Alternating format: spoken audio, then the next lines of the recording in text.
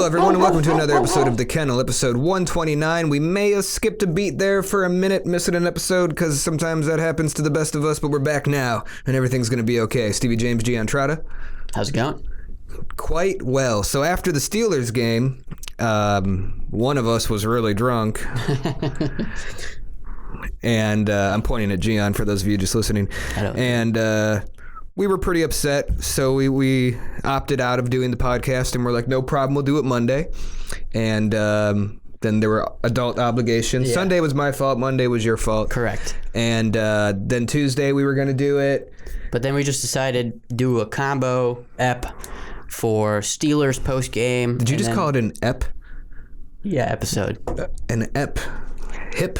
Do a combo episode for Steelers post-game and the Bengals pre-game. Little combo ep. Just breaking down the Bengals. And then we're just going to, skip quick predict reveals. Yeah, so everyone who participated going into the Steelers game, I'm pretty sure we were all wrong anyways. Yeah, so for sure. It's, we're going to chalk that one up to the game, but definitely participate when we do it later in this episode the next one. And we thank you for participating and apologize for being lazy assholes. We let you down on that one. Yes. If you're listening to the podcast, make sure you rate 5 stars and subscribe. Follow on Twitter, Instagram, Facebook. We really Twitter's the one. We suck at Instagram and Facebook. Did you post the last episode on Instagram? We didn't have a last episode. Well, we did still have a last episode.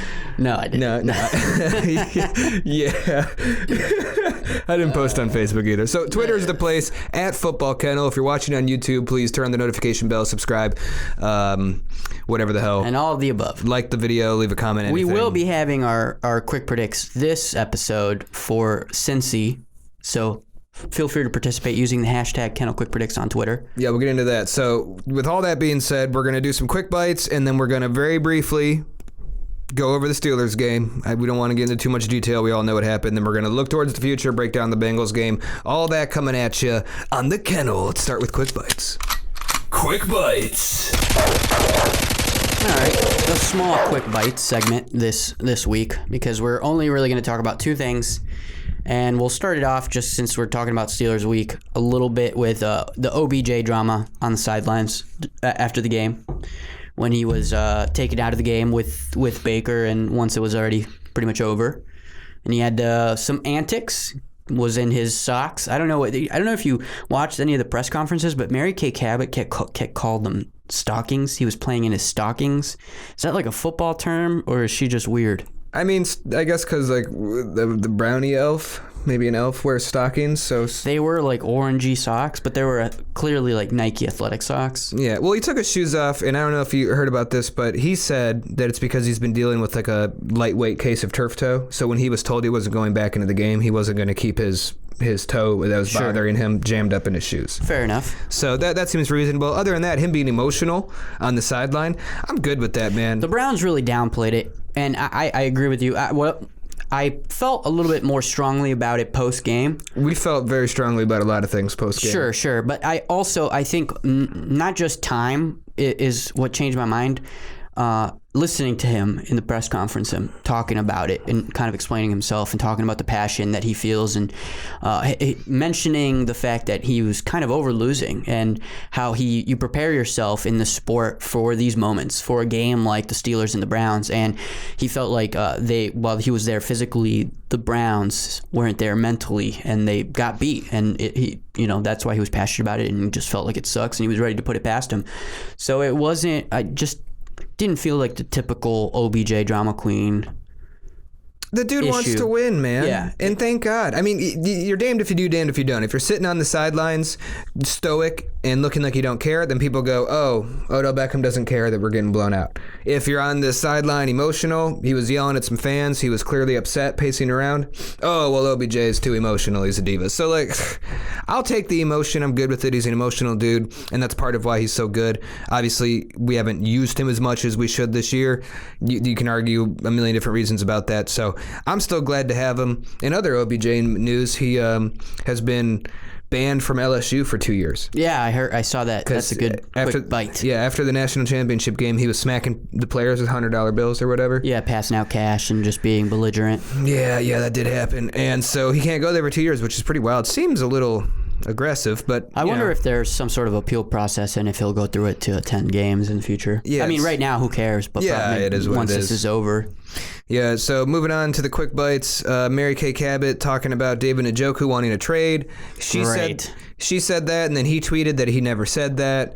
So who knows? Before the season, he wanted a trade. People dispute that he didn't clarify that he's not requesting a trade. He only said he didn't speak to Mary Kay, basically saying, I'm not the source. Yeah, because she did say league sources, so he could still be asking for a trade. People maybe. Predict it's his agent, Drew Rosenhaus. Yeah, who's a bit of a pain in the ass typically. Yeah. Well, allegedly he just wants to play. He's not going to allow playing time with us. I get that. I mean, he was injured, though. That's another thing. Yeah, and he was injured, and how many people got playing time on a 7-38 routing. Yeah, I mean, there's that. And I'd like to remind everyone that we traded up into the first round to pick number 29, just ahead of the Steelers, and we drafted David Njoku. With the next pick, they took TJ Watt, and I'm never gonna get over it. I like David Njoku. You know, I like him fine. But has he had the kind of impact with the Browns that... No! Yeah. What? No, of course not. So Steelers always draft good players, and it always works out great for them. And I think that's a good caveat into our not too in-depth, brief game review. Painful. It's painful, but we'll get through it together. We'll get through it together.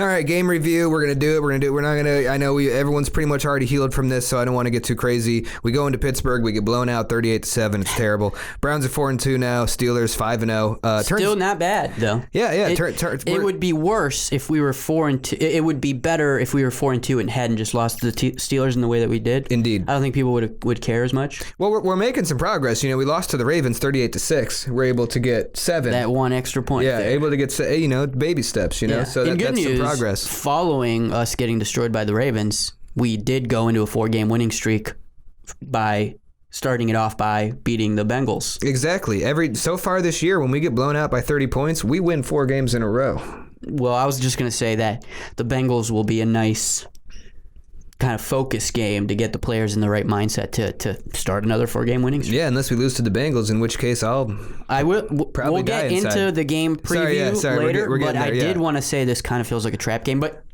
let's not. We'll start just talking about it. Let's go over some stats. Briefly. Do you even want to? A little. Well, let's just Baker. I'm just kidding. I mean, Baker Mayfield 10 of 18, 119 yards, got 1 touchdown. by Case allegedly, it's because he was getting hurt. I'm glad. Not allegedly. Kevin Stefanski said it outright. Okay, yes. So allegedly, but I give Kevin Stefanski credit for immediately putting any kind of quarterback controversy in there. He said that Baker was getting hit a lot out there, and he couldn't. He was, and he couldn't leave him in there. And sacked 4 times. And Kevin Stefanski says he needs to do a better job protecting Baker and putting him into better situations. Also, while we're on I agree with. I know we're going to talk about stats, but while we're on the topic of Kevin Stefanski, he said one thing that I don't think a Cleveland Browns head coach has ever said, and I immediately sympathized with him because a lot of plays in that game were questionable. This was probably the worst offensive scheme that we've tried to implement in a game. Yeah, it wasn't his best day. And a lot of times with like Baker solo in the backfield, just 7 guys rushing at him and him getting destroyed. I would say he put a lot of faith on the offensive line to handle the pressure, and they didn't. And it didn't work. And what Kevin Stefanski said, he said, I called a lot of plays in that game that I'm never going to call again. And it's like, thank you. You know, we're good. Okay, that's all I needed to hear. Because what Hugh or he Freddie, put it on himself pretty much right. Well, what Hugh and Freddie would do is they would, you could put that on me, this and this, but we believe in our philosophy. Like, there's no here's specifically what I fucked up on, and here's specifically how that's going to be addressed. How I'm never going to do it again. Yeah, so that was really nice. But going through the stats, disappointing day for everyone on the offense. Kareem Hunt, 13 carries, 40 yards, a couple catches. OBJ, a couple catches, 25 yards, only 4 targets on the day. Myles Garrett was able to get a sack, which is nice. But sticking on the offense, we were 1 of 12 on 3rd down, 0 for 3 on 4th down. Of course, Baker threw the pick 6. Steelers had a bunch of sacks, takeaways. They're leading the NFL in sacks. The Steelers are incredibly good. They're really, really good, especially defensively. With this type of defense, I mean, they're deep into the playoffs, like easily. They are a legitimate. They're going to lead Bowl. the AFC North, honestly, if the Ravens. I mean, the Ravens are really great too, but Chiefs, talk about the Ravens Titans. later. The AFC is brutal. AFC is brutal. AFC North is probably the toughest division in football. I could agree with that. Yeah, their defense is ridiculous. They're second team all time to have 3+ sacks and an interception in each of the first 5 games. Ouch. Last team to do that was the legendary 1985 Giants. No, the legendary 1985 Bears was the legendary 1985 team. But the 1985 Giants were really good. I think that was Bill Belichick as the defensive coordinator. Who would have thought? Anyways. Wouldn't surprise me. Probably true. All right. So, you got some notes here. What's up? They're basically what you already said. You mentioned the pick 6 right early. Early in the game. That was our first third down situation. Blew it. And it basically went downhill from there. It was Minka Fitzpatrick, ran for a 33-yard, basically untouched pick 6 to take the lead 10-0. Yeah, that happened. And then from there, the defense. I would say that the defense kind of kept it together maybe the first half, and then closer to that the 2-minute thing. I forget what it's called. The 2-minute warning? The 2-minute warning.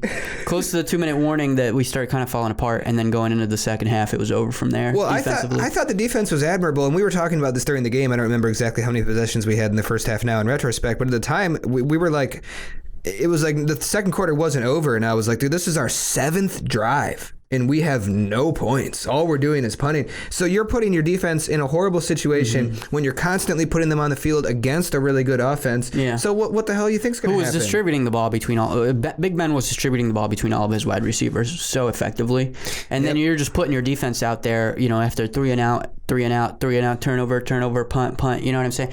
So it was just. Offensively, while the defense wasn't perfect, really the blame goes on the offense on this side. Going into the turnovers, going into the intensity level, man. The Steelers' defense compared to the Browns' offense was night and day.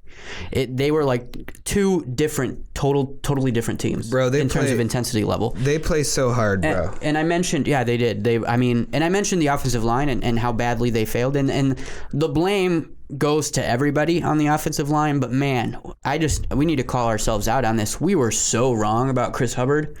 There are so many little clips all over Twitter of him just getting manhandled by any of the 4 defensive linemen linebackers, that the Steelers have. Yeah, whoever was on him, you could find a little clip of him just getting torched, manhandled, whether it's pass protection or against the run. We just could not handle their pressure. Yeah, and Wyatt Teller's still hurting going into this week, not to look too far ahead. But yeah, the offensive line dropped the ball. And I think you hit the nail on the head. The biggest takeaway for me in this game was we didn't come with the intensity that you need to come into, any NFL football game, but especially going into Pittsburgh against a 4-0 team, your division arch nemesis rival, and we're supposed to come in here and make a statement like we're 4-1, we've arrived, and we just totally blow it. And that's why, Browns Twitter's been falling apart since the game.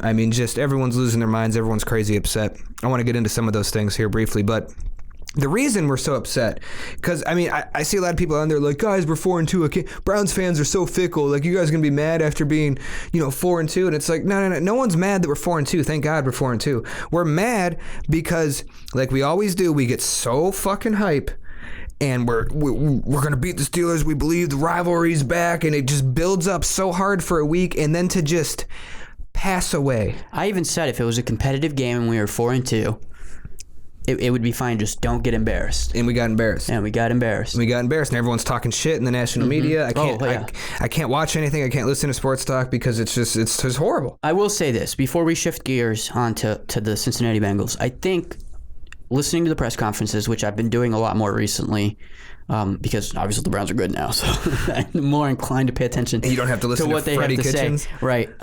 So just listening to the coaching staff, listening to the players. Like I mentioned OBJ talking about his quote-unquote outburst and how it changed my opinion on how I felt about it. So I felt the same way about the players. I think we always talk about this culture change and how that needs to happen. And we've seen it a lot of times with the Browns where maybe they go on runs, not so much winning streaks, but they do happen. And when they do happen, there's always that loss that brings us down from a 4-game winning streak, for example, to a 4-game losing streak. Or a 2-game winning streak to an 8-game losing streak. Yeah. That's a little bit more realistic. Yeah. But you get what I'm trying to say. Or we win a game, then we lose 7. The culture is what falters in those situations. Because the team just stops believing. They stop believing the coaching staff. Like they said, maybe the coaching staff is hard-headed, keeps going with the same game plan, which isn't working. Players kind of start seeing through the facade, and they start losing the locker room. And then before you know it, we're 0-16, 1-15. So yeah, and it's really tough to stack up against the Ravens and the Steelers because these are two organizations that are it pains me to say it, but they are two of the best in football, and they have been for 20 years. For 20 years, the Ravens and Steelers have been doing the same thing. They've had the same head coaches for over a decade. They've had the same front offices forever. Ozzie Newsom's been with the Ravens since they became the Ravens. I know he's retiring or whatever, but he's put everything together for that team. And you have the consistency at every level of coaching. When they lose an offensive coordinator, they promote someone into offensive coordinator. Yeah, I mean, Ozzie Newsom's replacement wasn't an outside hire, was he? No, it's someone who's been all grooming. internal. So much like the Steelers. Yeah, that's what I mean. Both of them. So these are phenomenally run organizations. Like if you look at the D lineman for the Steelers, Cameron Hayward or whatever, Casey Hayward, Hampton, whatever the fuck. Yeah. D lineman they've had for like 10 years. Cameron Hayward. One of the best in the game. They drafted him like 10 years ago. He's been on the team the whole time. He's awesome. They draft a bunch of great linebackers. TJ Watt, hit. Bud Dupree, big hit. Devin Bush, who went out with an ACL. It sucks. But they bring in some white guy linebacker I never heard of, and he's making plays, and now he's calling the plays on the defense, and they don't miss a beat, and everything's fine. They bring in Minka Fitzpatrick. They get to have Joe Hayden, who wasn't good enough for the Browns, but he's been killing it. He's been great on the Steelers. So serviceable. I don't want to get too lost in it, but my point is, comparing that to what we have, Kevin Stefanski and Ben Roethlisberger are the same age. We have a 38-year-old head coach who's a head coach for the first time. Baker Mayfield is on his fourth head coach, his third offensive system in 3 years. No offseason, all this bullshit. I'm not making excuses. I'm just saying, and we fell into this. We were hyping that we were going to beat the Steelers and everything, but it's so hard to be in that situation and then roll into two of the best, different, most consistent, most talented organizations in football and expect to... I mean, we should be able to compete. Getting blown out is unacceptable. No excuses. But it's not hard to figure out why that's happening. Yeah, and I think to your point about being hyped going into the Steelers and wanting to win, I think realistically, and something we failed to mention last episode, is all of the key injuries going into the week against the Steelers, particularly in the offensive line, and looking at Baker Mayfield talking about hurting, his entire right side hurting and not being able to sleep and having to learn to sleep on his back because he's a side sleeper and he hasn't slept well all week. Kareem Hunt's banged up. OBJ's missing. You can go down the list, and again, no excuses, but I'm strictly talking about our prediction and like you said, just being ultra hyped. I go back to my point. I don't think it would have been as bad if two things happened. Either this game wasn't against the Steelers and we just lost, we're 4-2, but whatever, we're 4-2, what the hell, the Browns are 4-2, that's still awesome. Or if we didn't get embarrassed, if it wasn't a blowout, if it was a competitive game, we lost, we're still 4-2. Man, we went into Pittsburgh, there was an intensity level, it was competitive, it was fun to watch, we lost. We lost 27-21. Baker had a couple touchdowns, a couple hundred yards. Totally different mindset, you know what I'm saying? But to your point about Baker too, I think you cannot give up on this guy right now. I wanted to talk about Baker, so I'm glad you brought it up because a lot of people calling for his head right now. Yeah, for sure. I mean, look at what happened when Case Keenum. It's not like the game turned around. No. We were just as bad offensively, super offered him. He had one or two few passes where I'm sure the defense was like, okay, what is he going to do? What does he bring to the table? And it's sure, as soon as they realized what they could do to stop him, it was over. Yep. So he had two plays. And also they're playing prevent defense. It's at the end of the game. Think about Baker and what he did in the first half against the Colts. That had that swag and that ability that we saw in his rookie year that has been inconsistently there since his rookie year. Can he bring that back? I really believe that, and I think he's in the perfect system to develop on his faults. I think people forget that he switched up his mechanics, that he's being asked to play a totally different role as quarterback that he's used to. So there is a room for growth there. You can't give up on the guy just because mathematically third year it's over. No, there are other qualities that we need to look at. There are other situational things that we need to look at. In particular, what he's been through, coach after coach, offensive game system after offensive game system. And I mean, we really, if we're gonna stick on the consistency front, and we're gonna be like, oh, this is our coach, and we're gonna give him an opportunity, and this is the front office, and everyone's on the same page. You got to stick to Baker. You got to leave him in the system at least for this year and go into the next year. Yeah, I couldn't agree more. And a big part of it too is it takes time, man. And I'm looking at Baker as a rookie this year. And I get it. It's his third year and blah, blah, blah. Last year was a complete disaster. That couldn't have gone worse. It regressed Baker's development tremendously. And it hurt him bad. And then having the shortened offseason this year and then Ask being able to do different things this year. And Stefanski's been saying in press conferences he's still learning Baker and Baker's still learning him. And they're still developing this relationship. That's huge. The play caller / head coach and the quarterback being on the same page is everything. And they're still building that up. And that's still coming. You look at what a lot of people are talking about Josh Allen and the success he's having this year. Well, the past 2 years, he had very minimal success. But for example, in his first 2 seasons, he never threw for more than 300 yards in a game. And now this season, he had a 400-yard game and a 300-yard game. And everyone's like, oh, look, Josh Allen's developed. Well, Josh Allen has had the same head coach and the same offensive coordinator for all those years. He's now in his, he's in his 3rd year. His 3rd year in the system. So, of course things are clicking now. I mean, not of course. I mean, we kind of wrote off Josh Allen. Props to him. He ended up being really good. But he was put into a position to succeed. He didn't have to do shit his first couple years. He could play it safe. The team didn't have to lean on him. Now, they bring in like a Stephon Diggs. They start giving him those weapons, and he can start to grow. And guess what? He's utilizing them effectively and making shit work. So, yeah, I mean, that's a great point. And you know what? Like you mentioned, to his credit, we gave him a lot of shit and said and he turned it around. I mean, you look at like Patrick Mahomes. Everyone wishes Baker was Patrick Mahomes. Dude, me too. He got to sit for his whole first rookie year and have a full offseason, sit for a whole year, learn behind Alex Smith, learn from Andy Reid. Then his second year, he balled out of control. He's got tremendous talent. But that's 2 full off seasons with one of the greatest offensive coaches in the NFL, and Eric, who's been that coach for 20, had been 30 coach years, of the Kansas City Chiefs for multiple years prior to. Already had a system in place. They're already a good team. It's all his staff. It's all his.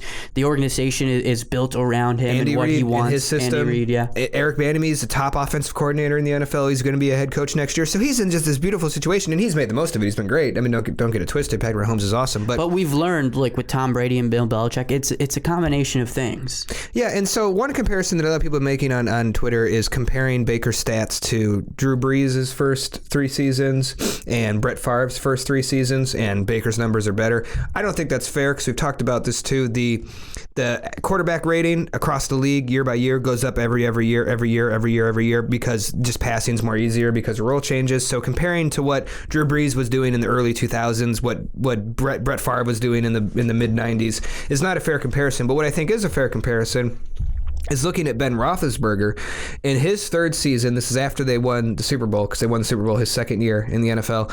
In his 3rd year, granted, this is still like 2007. I'm not talking about quarterback rating. His 3rd year, he only threw 17 touchdowns and like 23 interceptions. That's his 3rd year in the NFL. And before the 2 seasons before that, he at no point threw for even more than 3,000 yards. So he was not asked to do much, but he was on a great team, consistent coaching, good running game, great defense, one of the best defenses. So he's put in this position to develop. We have done everything wrong. When we drafted Baker, what we kept saying was like, we're gonna.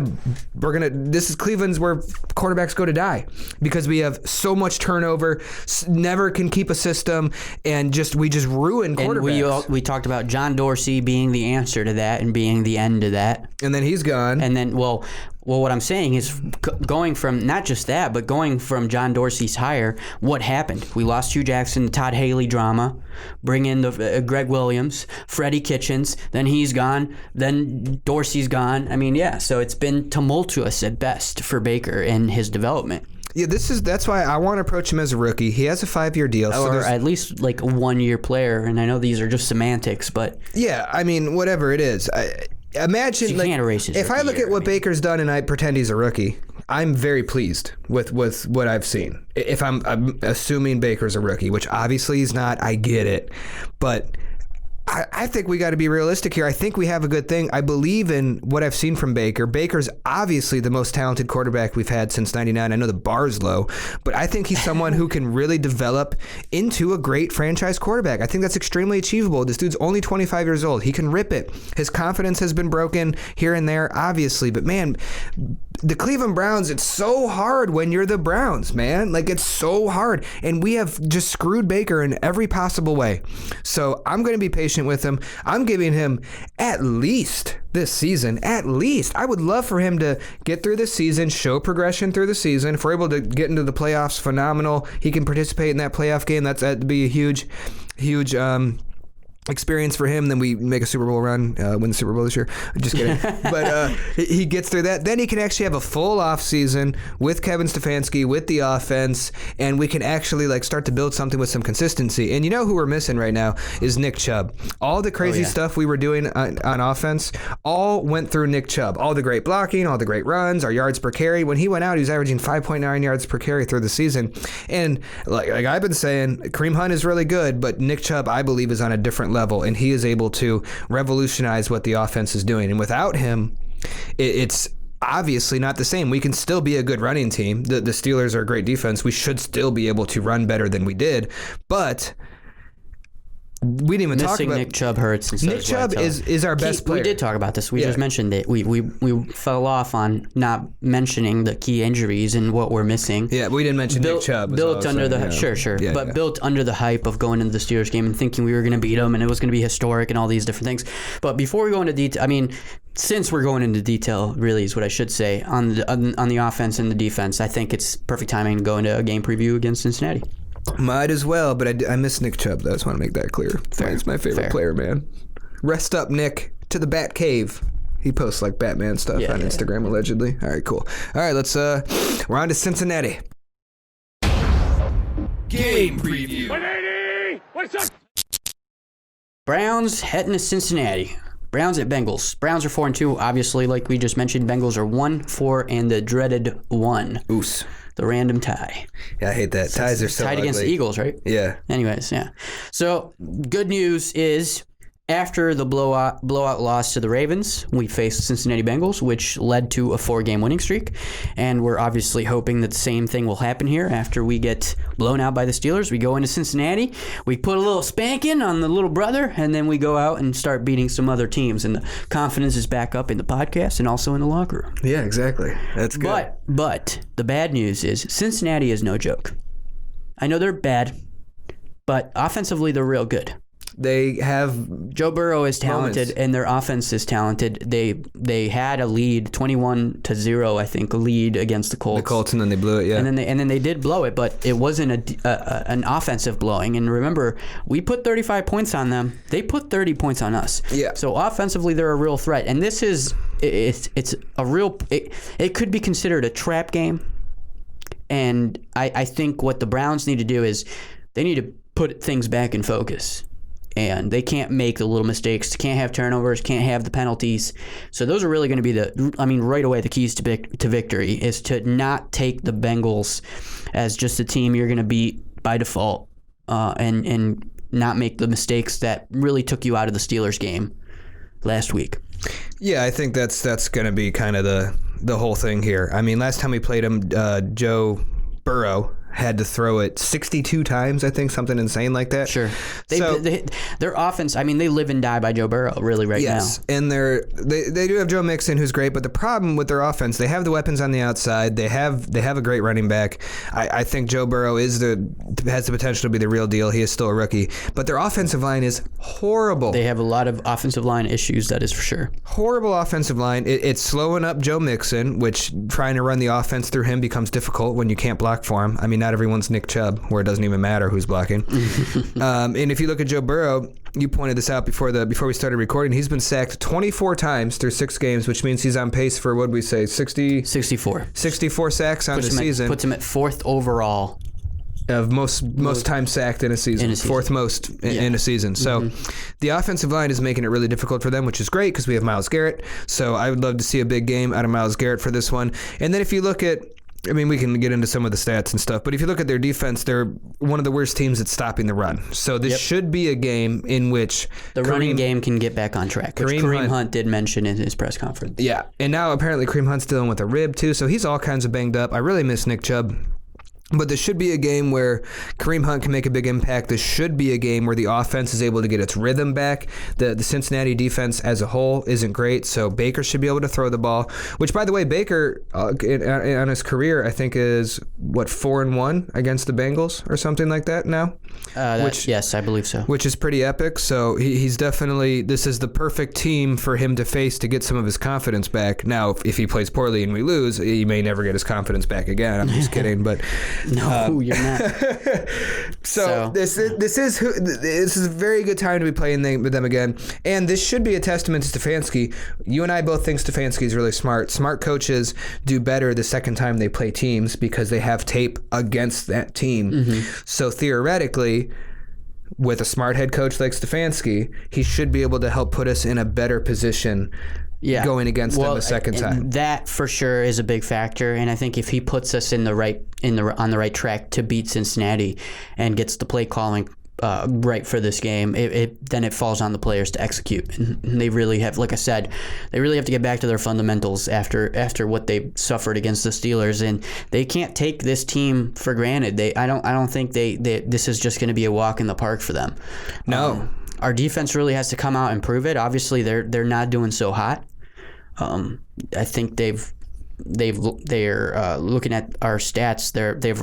They have allowed 31.2 points per game on average, so they're 30th. Yeah, so they're almost really bad there. Against the pass, real bad. So they allow about 271 yards per game, 27th in the league. Mm-hmm. And then rushing yards allowed, we're doing good, 94, fourth overall. So but I still don't trust the run defense. It's the same kind of. We've mentioned this before. It's why do you run it when you can just throw it all over us? Yeah, and James Conner had a nice game against us with the Steelers, and he was not doing anything incredible, and our guys are just flying by him, being dumb, taking horrible tackling angles, and not owning the gaps and getting low. We do have some injuries too. Jacob Phillips, Anderson Dejo did not participate. Wyatt Teller still out. You mentioned that. Mm-hmm. We have Kareem Hunt with a rib thing, but he did get limited play today, so that's good. Yeah, we're going to need a lot of him in order to have success in this game. And really, what I would love to see is we need some shit out of Baker Mayfield, man. We already talked about him a lot, so I'm not going to sit here and talk about him a whole bunch, but OBJ hasn't had a 100-yard game with us in like a million years. I would love to see us have a game plan that's built around OBJ, throwing him the ball. Same goes for Jarvis. I know Baker struggled, and I know we're going to focus on running the ball, but man, you watch all the good offenses, and they put so many plays into their offensive set where it's just easy completions, easy short completions where the quarterback can build some confidence, where you can get the ball into the receiver's hands and they have some space to run with it after the play. Like, we got to scheme some of that stuff in early and help Baker get rolling. And Baker needs to use his checkdowns more often. I mean, if you looked at the Steelers game, and it's been consistent throughout the whole season, he does kind of go on his number one read, and if he looks off to his number two read, it's someone downfield. He's a little late going through his progression. Almost never is he checking the ball down. He needs to if he becomes a check down Charlie, I'd be fine with that for a little, at least for a few games, to just stop getting sacked, stop turning the ball over, just get some positive yards. Yeah, I think it's big, and I think it's, like you mentioned, it's important that we get some big games out of OBJ, that he trusts OBJ, and that we get some big games out of Jarvis. I think the receiving core in general. I mean, he's known for distributing the ball, but like you mentioned, we haven't really had, a 100-yard game from a receiver really in like a million years. It just doesn't seem like it happens. And I mean, comparably, if you look at the Bengals, they had over 100 yards, I think 125 from T. Higgins.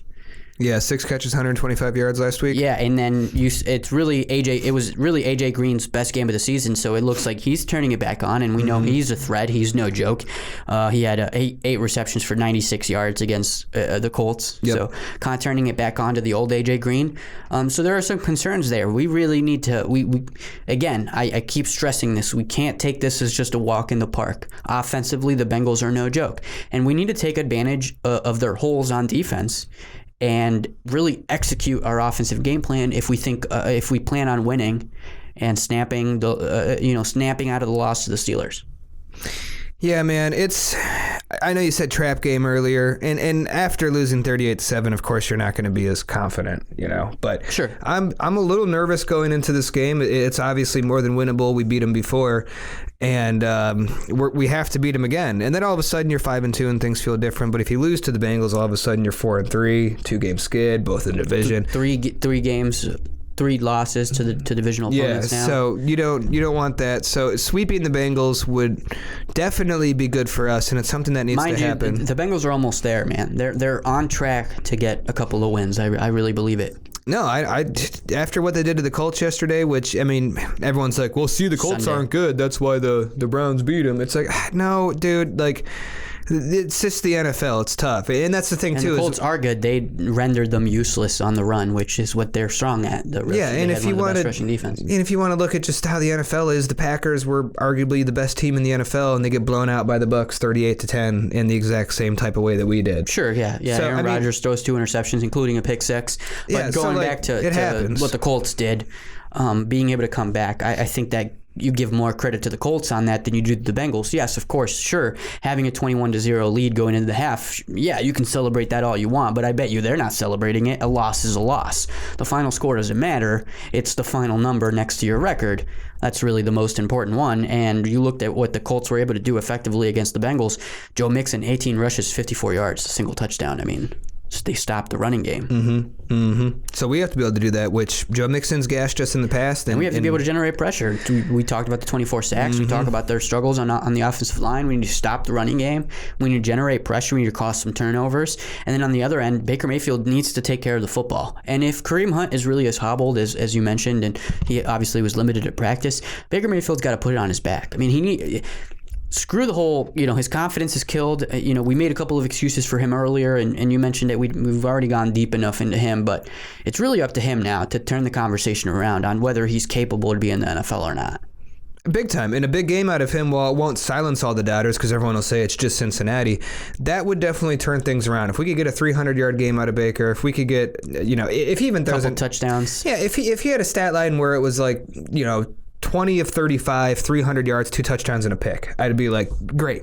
Progress, Yeah, and that's not a great. I don't think he can afford an interception, really. I think it is what it is. I mean, no, where I'm at with it. Of course, it's unacceptable, but at the same time, if you're playing just to not throw interceptions, that's when you throw interceptions. So I don't want him to be afraid of them. They just need to, when you do throw one, you want to make sure that you're not it's not being returned for a touchdown, obviously, and you're not doing it backed up in your own territory. And also, you got to put that shit away in the back of your mind and move on to the next play. I'm fine with the types of interceptions that should occur is when you're on the 40 or 50, you're taking a deep shot to OBJ or something, and it you take a 50-50 ball and it gets picked. That's the kind of situation where I'm not going to freak out about that. When you're staring down your number one receiver and the safety's able to just casually run in front of them, catch the ball, and run it back for a touchdown, that's a problem. So it's not so much the interception, it's where it happens and why it happened is kind of what it comes down to. An ugly interception feels 100 times worse than you throwing up a 50-50 ball and it just doesn't go your way. So I think that's a big part of it. But I want him to have the confidence to take those chances too. We need to get the ball to fucking OBJ, man. OBJ's looking like the old OBJ. He looks fast, healthy, good hand. Get him the ball. Without Nick Chubb, OBJ's our best player on offense. Get him the ball. Figure it out. We did it against the Cowboys, who have the worst defense in the history of football, so that obviously helped. But we found creative ways to get him the ball. We need to keep doing that. It's extremely important. So I think we can do that, and I think we have to do that. And I don't know if you want to get into stats or anything, but no, I mean we did. So, we did sparingly. That's enough. Okay. Do you want to do final thoughts on the game, then we'll do our quick predictions? I did pretty much just did. Basically. You feel good about it? Yeah. All right, okay, cool. I just want to beat the Bengals real bad. Yeah, that's where I'm at. I think the Browns can't take this for granted. They can't take this as a walk in the park, and it's up to Baker to take care of the football and kind of have prove the doubters wrong. We need to establish the run and then defensively pressure, cause some interceptions, some turnovers, sack the hell out of Joe Burrow, who's been sacked 24 times. Stop the run. I like it. It should be that simple. It really should. One would think. Clean up the penalties. I mean, that's pivotal. That was big last game too. Yeah. That hurt. Which is something that hasn't been known for this team. We've talked about it. We talked about the fact that we had 2 the week before. 2. Yeah. And we talked about the fact that we get those calls sometimes where it's wow, it's not going. When we got the phantom fumble to Kareem Hunt that everyone was saying wasn't going to go our way and it ended up going our way. Calls like that, or the 2 points on that blocked field goal that one time. I think it was that against the Bengals. I don't remember, but my point is those types of calls usually don't go the Browns' way. And why are they going the Browns' way these times around? Because we're not committing that many penalties. Yep. So the refs just aren't inclined. And, of course, sometimes the penalty might not be there. But really, less likely to get a penalty called on you if you, in general, haven't had that many penalties. And against the Steelers, we blew that. So we really got to turn it back around and not commit the penalties. I love that. I said final thoughts for the game, and you're like, no, I'm good. Anyways, here are my final thoughts. Anyways, I do have some final thoughts. Sorry, the Browns. They get it out of me. You know what I'm saying? So, let's do... Quick predicts. Well, my final thoughts are... Oh, right, yours. I'll make them brief before we get into hashtag Kendall Quick Predicts. I hate saying like must win and stuff like that, but like just how the mood from the media, from Browns Twitter, from all my friends who are Browns fans. I mean, I don't want to get blown out like that again. I don't want, if we lose to the Bengals, even if we lost by a point, and if Baker Mayfield threw for 400 yards and 5 touchdowns, but we lost, it's gonna be just as bad. We can't lose to the Bengals. We have to rebound. We have to rebound after beating the Steelers. We have the Bengals, and then we have the Raiders after them. Then we have our bye week. Should be getting Nick Chubb back after this. The Raiders are a tough team with John Gruden, so it's a situation where we need to win this game. And then going into the Raiders, that's like a 50-50 game. They may even have an edge on us. So I just don't want to lose this game, lose to the Raiders, and all of a sudden we were 4-1, and now it's the bye. Quarterback controversy. Should we start Case Keenum? Yeah, and then is Case Keenum going to start after the bye? I just don't want to fuck with any of that shit. I believe in Baker Mayfield. I believe in Kevin Stefanski. I'm sold on Kevin Stefanski. We've talked about it. And I just want to see a good game from this team to rebound, to come back, and to get the W against the Bengals. And we can sit there at 5-2 with 2 divisional wins over the Bengals. We swept them, and then we can prepare for the Raiders and get ready for the bye, all that fun shit. So those are my final thoughts. I'm ready for some hashtag Kendall Quick Predicts. Hashtag Kendall Quick Predicts. Quick Predicts. Hashtag Kendall Quick Predicts. Make sure you use the hashtag Kendall Quick Predicts on Twitter, and or leave a comment on YouTube with your hashtag Quick Predicts if you want to participate. We promise we won't just not reveal the winner. It's also, it's a son of a bitch. We ended up skipping it because we had the most people participate in hashtag Kendall Quick Predicts ever. Did we really? I didn't even look. I didn't check. I was checking before the game, and I think we had 8 or 9 people. If you participated in Kendall Quick Predicts, you got points. Everyone gets points, and don't worry, we lost. We were all wrong anyways. But points for everyone who participated. Thank you. Definitely participate this week because we're on it. We're gonna do good. We're not gonna skip it again. I promise. And we're gonna make this one short. So if you want to participate, use the hashtag Kendall Quick Predicts. If you go on our Twitter, we'll have the show embedded or whatever, and then in a tweet replying to that will be the thing, the predicts. You can copy and paste. If you're on YouTube, it's in the description. You guys get it. Let's get into it. The first one that we always do. Myles Garrett sacks. What say you? Myles Garrett sacks. This is important. Huge game. We talked about Joe Burrow getting sacked 24 times. I think this is going to be a big game for us defensively. We need a big game from Myles Garrett. We need a bunch of sacks. I think 2 sacks for Myles Garrett on the day. Nice. Yeah, in the season, he's got 7 sacks through 6 games. Second in the NFL. He's got the second most pressures. He's basically second in the NFL when it comes to getting to the quarterback, to Aaron Donald and everything. So I'm feeling ridiculous. I think Myles is pissed because I'm pissed, and he was getting all kinds of triple team. The one sack he had against the Steelers last week, there was 3 different guys trying to block him, and he was just just got he got held a lot. They chipped him a lot. Yeah, it was ugly. So I'm going crazy. I'm going 3 sacks for Myles Garrett. I think massive game from Myles Garrett, and finishes the game with 10 on the season through 7 games, and makes a huge impact. And he ends up getting the sack record this year. Fair enough. Kind of got a little crazy there. Quick predicts. We're gonna make it long term. Quick predicts. But yes. Next one, Browns total. Or no, I'm sorry, I almost skipped one. Baker Mayfield over under 250 yards. What say you, sir? That's how I feel about it. I want to say he only threw for 219 yards against the Bengals, just for reference. I know. I want to say over, and I'm talking that I need it and all this different stuff, but it's kind of it was kind of like with the interception thing. I kept predicting he'd have an interception until he didn't have one. So I feel the same way here. I'm going to go under 250 yards. I do think we're able to move the ball on the ground better this game, and I do think we are able to get OBJ involved, but I just don't think. I don't know until I see it. You know what I mean? The first half of the Colts was so awesome, over 200 yards in the first half, and then just disappeared in the second half. So I don't know until I see it. I'm going under. Yeah, under fair. 250 yards. I'm going to go over. I think he's due for it. I think he needs to put it on his back and make it happen. And I think that's the only way he's going to shut down the doubters. So I'm going over 250 yards for Baker.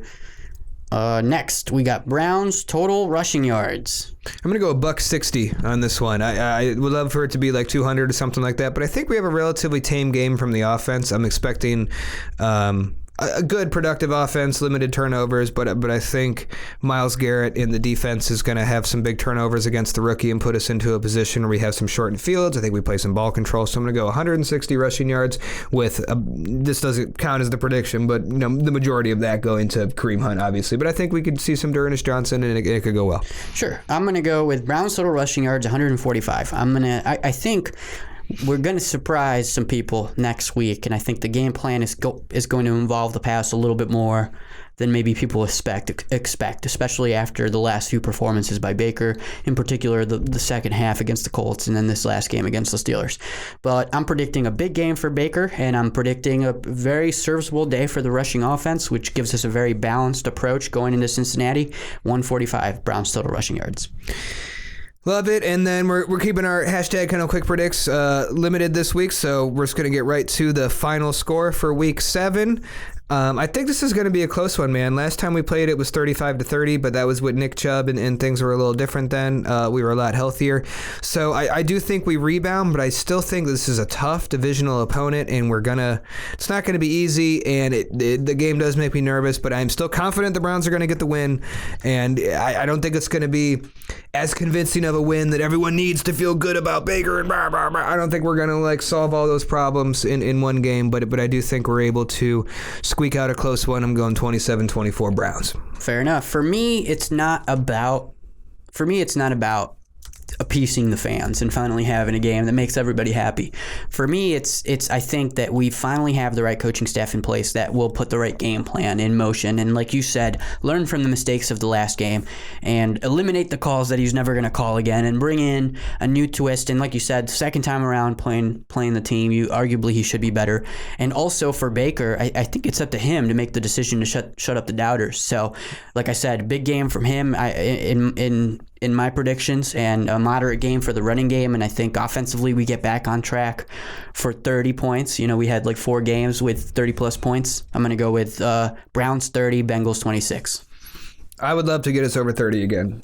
That would be most good, sir. Just to reference our record prediction from episode 120, as we often do during Quick Predicts, you predicted a win against the Bengals. I predicted a win against the Bengals, which would put us on track to be 5-2. It's almost like we know what we're doing or something, but don't tell anyone. We had this planned all along. Yeah, something like that. I don't think either of us predicted a loss to the Steelers. I think we were both hoping to Yeah, we had different plans there, but the Steelers are really good, it turns out. So, or let's see, I think actually you had the loss. Now you have to know, huh? I do. Now you got to go in there. Obsessed with this kind of things. Yeah. You predicted a loss against the Steelers. Yep. Yeah, that's right. We in talked Pittsburgh, about you that predicted a loss for episode 120, but your actual quick predicts you did not. Yeah, for the season. For the season, you have us at 11-5. I have us at 13-3. So who's the real fan? I don't think that's how it works. Me.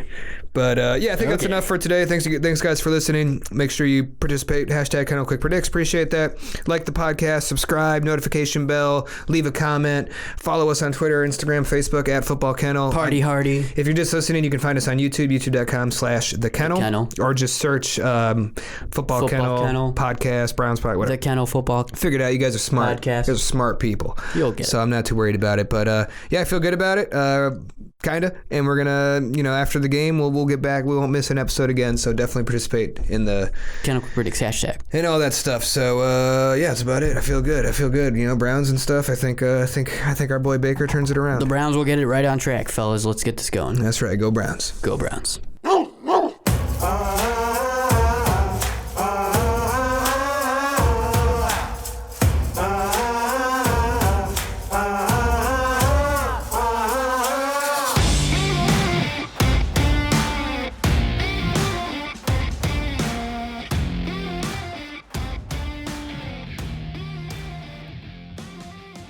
It's already 8:17. God damn it. Fucking Browns podcast. Whose idea was this?